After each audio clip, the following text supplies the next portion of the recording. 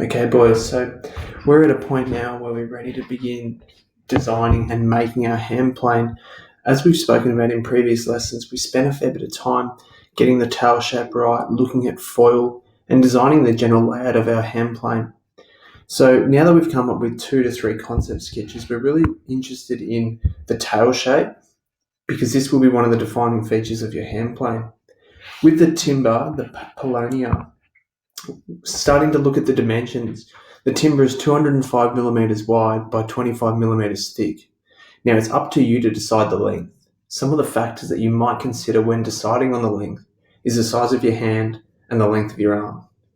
So our job is to basically cut down a longer length of paulownia to the size that you're after.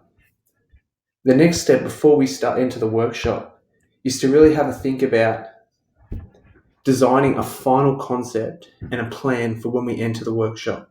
This plan needs to be drawn to scale. So you can see that I've drawn a box that's 205 millimeters in width. And as I said, you can decide the length.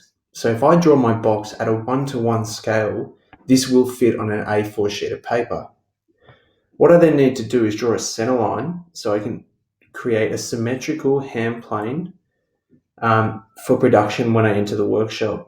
This design needs to be dimensioned. So things like the tail size, as you can see here, I need to know the length of the swallowtail itself. I also need to plan out my curve. So what I might do for that is split my page into sections so I can work out and create a nice even curve between each of those points. Once I've got this will form our realistic size, and we can enter the workshop and start removing some of the excess material that you'll see around the sides of my design. Okay, so we start to cut and remove this section here to begin to shape our hand plane.